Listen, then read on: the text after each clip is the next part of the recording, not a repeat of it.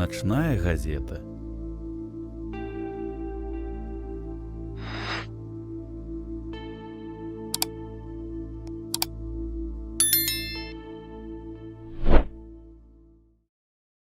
Яна знікла?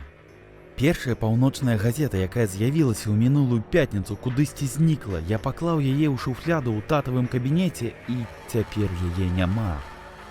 Ці то нехта ўварваўся і скраў, ці то я не ведаю. Гэта гучыць смешна, але зноў жа гэта ўсё так. Магчыма, яна знікла сама па сабе.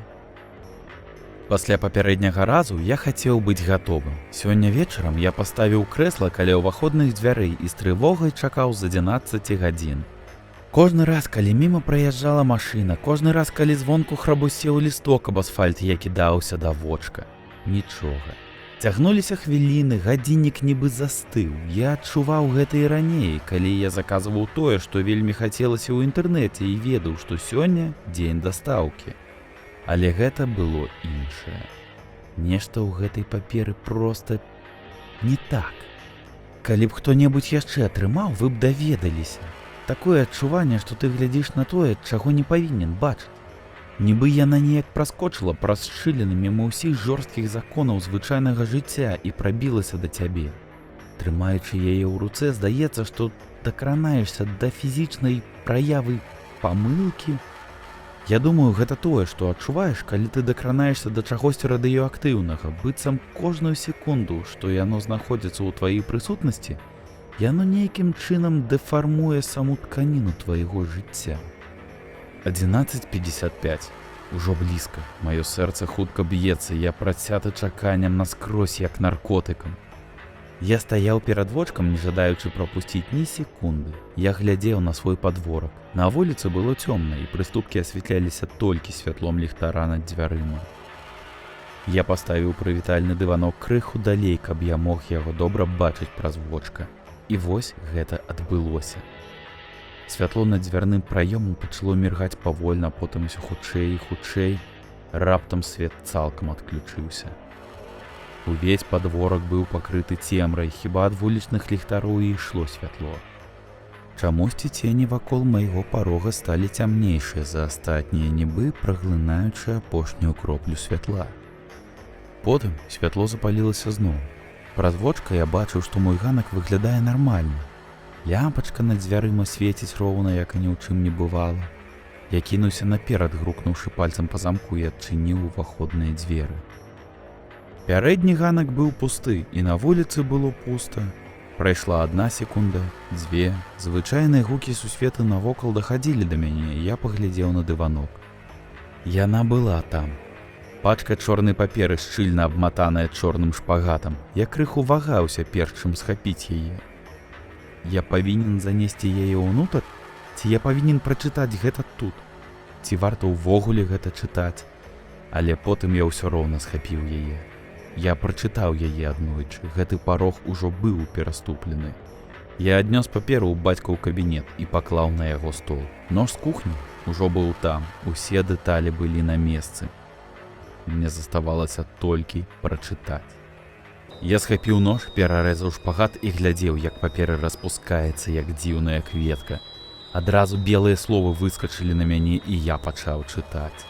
На гэты раз было некалькі старонак, у тым ліку вокладка, але ўсё яшчэ толькі адна гісторыя. Вось, што было надрукавана на тых чорных старонках. Доктар-выдаляльнік. Паліцыя папярэджвае аб небяспечных асобах. Пасля серыі паведамленняў пра так званага доктара-выдаляльніка мясцовая паліцыя заклікае жыхароў трымацца далей ад незнаёмцаў, якія падыходзяць да іх у грамадскіх месцах, і пазбягаць закінутых будынкаў любога роду. Гэта пачалося некалькі месяцаў таму. Першая справаздача з'явілася на інтэрнэт-форуме з паведамленнямі аб узаемадзеянні з незнаёмымі людзьмі. І гэты выпадак, безумоўна, адпавядае патрабаванням. Ананімная карыстальніца заявіла, што яна ішла праз грамадскі парк перад самым закрыццём, калі да яе падышоў мужчына і прадставіўся доктарам па выдаленні. Жанчына напісала, што ў гэты час мужчына здаваўся прафесіяналам, надзейным і меў дзіўную пераканаўчасць.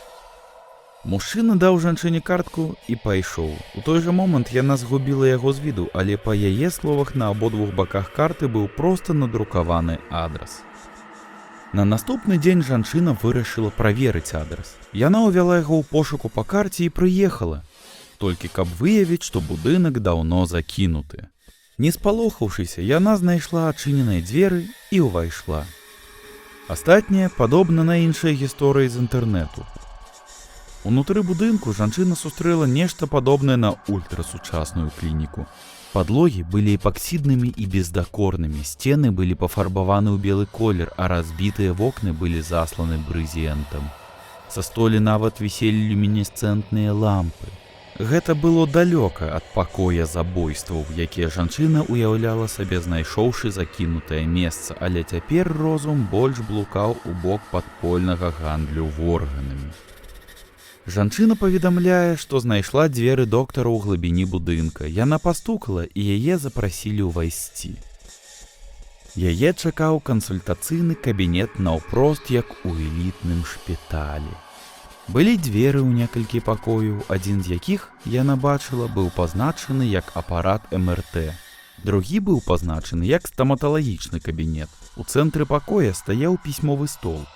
А за гэтым сталом той самы чалавек, якога яна зустрэла ў грамадскім парку.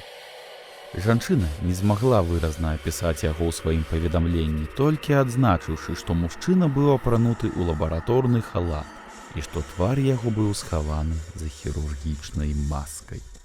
Мужчына, не губляючы часу, узяўся за справу. Ён зноў прадставіўся як доктар па выдаленні і растлумачыў ёй, што займаецца выдаленнем рэчаў чалавечага цела. «Усё, што вы можаце прыдумаць», — сказаў ён.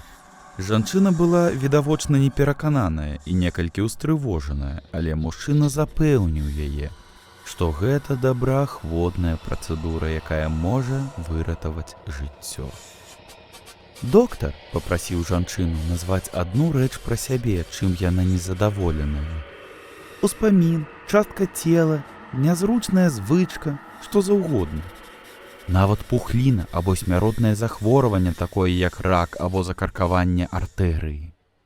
У інтэрнэце жанчына прызнаецца, што была не ў сваім розуме. У рэшце рэшт яна ігнаравала мільён чырвоных сцягаў, якія ўзгадвалі тузіны уліковых запісаў з моманту заснавання інтэрнэту.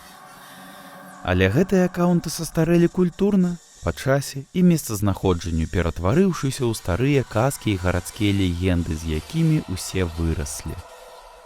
Як, напрыклад, прачнуцца ў ванне, напоўненай ільдом, і даведацца, што ў вас скралі ныркі. На шчасце, гэта было не так для гэтай жанчыны. Такога не было ні з кім, хто сутыкаўся з гэтым дзіўным чалавекам. Прынамсі, ванны з лёдам не было. Жанчына вырашыла не прасіць выдаліць што-небудзь фізічнае, магчыма, баючыся, што ёсць іншыя бакі, якія слухаюць, якія гатовыя неадкладна выканаць яе словы. Аднак яна заявіла, што была б не супраць расстацца са сваёй праклятай пракрастынацыяй. Доктар кіўнуў, нібы чакаў гэтага адказу. Потым патлумачыў ёй, што гэта абмен. Ён браў бы тое, чаго яна не хацела ў сабе. Але ён мог выбраць што-небудзь з яе, што хацеў бы ўзамен. Жанчына вагалася, але ў рэшце рэшт пагадзілася, дазволіўшы мужчыну правесці яе ў прыватны кабінет для агляду. Жанчына сцвярджае, што праз некалькі гадзін яна прачнулася ў тым жа будынку, але ўсё вакол было іншым. Падлога была забруджаная бетонам, сцены былі пакрытыя сколамі фарбы, не было кабінетаў для агляду і любога медыцынскага абсталявання. Яна заявіла, што ў думках неадкладна пакарала сябе за тое, што трапілася на трук, які магло б убачыць і дзіця. Хутка праверыўшы сябе на наяўнасць швоў і ран, яна не змагла знайсці ніякіх слідоў на скуры. Нават і сіняка, напісала яна. Толькі праз некалькі дзён яна зразумела, што ў гэтым будынку насамрэч нешта адбылося. Яна пісьменніца, і яна не магла пачаць працаваць раней, чым пасля марнавання гадзін за праглядам відэа на Ютубе і ў мабільных гульнях. Але цяпер яна магла сесці і неадкладна ўзяцца за працу. Сапраўды здавалася, што доктар па выдаленні хірургічным шляхам выдаліў яе прамароджванне. Яна была ў захапленні, але толькі спачатку. Неўзабаве яна зразумела, што нешта не так. Спачатку гэта адбылося, калі яна размаўляла ў відэачаце са сваёй сястрой і яе немаўляткай. Потым гэта адбылося, калі да яе ў кватэру прыйшла сяброўка. Нарэшце яна пацвердзіла свае страхі перад люстэркам у ванны. Як бы доўга яна не старалася, яна не магла усміхнуцца. Нават дзесятак прыёмаў у лекараў не змаглі вылучыць прычыну. Некаторыя з іх казалі, што гэта можа быць лёгкі параліч твару, выкліканы стрэсам, але мне не лепш, напісала жанчына. Яна перакананая, што гэта быў доктар-выдаляльнік. Я ненавіджу яго, напісала яна ў сваім паведамленні. Усе казалі, што ў мяне самая прыгожая усмешка. Цяпер гэтага няма. Але навошта прымаць яе усмешку? Жанчына распавяла пра свае апошнія хвіліны прытомнасці. У той момант, калі доктар-выдаляльнік увёў кропельніцу з анестэтыкам, яна заўважыла пакой збоку. Дзверы былі напаўадчыненыя, і яна заўважыла вазок з коўдрай. Было відавочна, што, улічваючы памер і форму таго, што было пад ёй, гэта быў чалавек. Але яго форма была няправільная, часткі адсутнічалі, напісала яна. Форма была няпоўнай. У яго была галава і дзве нагі. Уздоўж далёкай сцяны стаялі слоікі. Слоікі з разнастайнымі часткамі цела. Бываюць ночы, пісала жанчына, калі ёй сніцца, што яна зноў у той дзіўнай клініцы. Ночы, калі яна пераканана, што памятае частку таго, што адбывалася, калі яна была пад наркозам. Яна бачыць гратэскныя дзіўныя хірургічныя інструменты скрозь затуманеныя вочы, чуе, як доктар мармыча сабе пад нос. Чуе, як ён кажа, што нехта ці нешта амаль завершана. Усплылі іншыя гісторыі пра пацыентаў доктара-выдаляльніка. Аднаму чалавеку, які сцвярджаў, што ён прасіў доктара пазбавіць яго ад залежнасці ад цыгарэт, таксама выдалілі язык. У іншага мужчыны, які прасіў пазбавіцца ад страху вышыні, пазбавілі здольнасці кіраваць аўтамабілем. Чалавек з пухлінай мозгу папрасіў выдаліць яе, але прачнуўся без адной нагі. Жанчына папрасіла пазбавіцца ад дэпрэсіі і пры гэтым страціла адно вока. Адзін з зацятых акаунтаў форума нават сцвярджаў, што зніклы чалавек, якога знайшлі без галавы, быў адной з ахвяр доктара. Тым не менш, калі яго спыталі, што гэта чалавек, магчыма, прасіў выдаліць, гэты ананімны эксперт не змог сказаць. Што б гэта ні было, яно павінна быць велізарным. Магчыма, тое, што ён і вялікая група людзей падзялілі, напрыклад, страх ці фінансавы стан, сказаў ананім. У большасці гэтых паведамленняў шмат загадак, але гэты безгаловы труп мае нешта агульнае з усімі іншымі меркаванымі паведамленнямі. Ва ўсіх выпадках не было ні швоў, ні ран, ні шрамаў. За што б доктар не ўзяўся, гэтага быццам і не было. Гэты факт збянтэжыў як праваахоўныя органы, так і медыцынскіх работнікаў, якія разглядалі гэтыя паведамленні. Выданне нагадвае пра папярэджванне з Раус.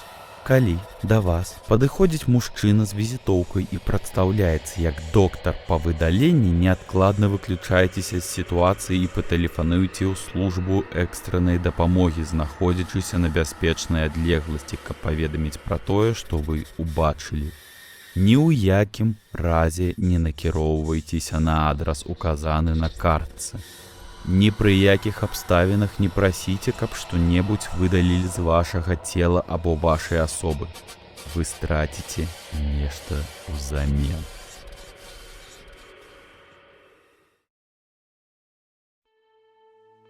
Я паклаў паперу. Разгубленасць расла ў маім мазгу, як некая дзіўная інфекцыя. Я зноў адчуваў, як маё сэрца б'ецца хутчэй. Я ведаў, што нешта не так. Не толькі з-за таго, што было напісана на старонках або як была дастаўлена газета. Праз некалькі спроб пошуку ў інтэрнэце я даведаўся, што меў рацыю. У інтэрнэце таксама не было паведамленняў пра доктара па выдаленні або гульню ў выступ. Дык чаму ў артыкулах згадвалася іх прысутнасць у інтэрнэце і СМІ? Аўтар гэтых артыкулаў проста выдумляў гэтыя справаздачы. Я ўсё яшчэ ведаю, але не хачу верыць. Гісторыі не адчуваюць сябе фальшывымі. Яны адчуваюць сябе сапраўднымі. Нібы яны адбываюцца побач. Я вырашыў зрабіць некалькі фатаграфій паперы з дапамогай тэлефона і неўзабаве зразумеў, што гэта нялёгкі працэс. Было падобна, што на старонцы было нешта, што дрэнна адрэагавала на аб'ектыў камеры. Я паспрабаваў зрабіць фота з уключанай і выключанай успышкай, але гэта не дало добрых вынікаў. Фота былі сапсаваны ў любым выпадку. Калі тое, што сказаў мой бацька, было праўдай, я зрабіў сур'ёзную памылку. «Ніколі не чытай», — сказаў ён мне аднойчы. Я спытаў яго, чаму, але ён не адказваў. Ён проста змяняў тэму, або выпальваў «проста не трэба», або «таму што». Урэшце рэшт, я падумаў, што ён проста спрабуе мяне напалохаць і забыўся пра гэта. Цяпер я хацеў бы спытаць яго больш пра начную газету, пра тое, чаму я ніколі не павінен гэта чытаць, пра тое, ці варта мне нават дакранацца да гэтага і прыносіць газету ў дом. Усё, што я ведаю, гэта тое, што тата мне сказаў. Газета прыходзіць да нас дадому па серадах і пятніцах. Такім чынам, у пятніцу вечарам будзе яшчэ адна. Здаецца, што гэта занадта хутка, занадта пераважна. Але я збіраюся працягваць ісці, працягваць спробы дакументаваць падзеі. І ў наступны раз я хачу паспрабаваць адчыніць дзверы, калі цень зноў з'явіцца.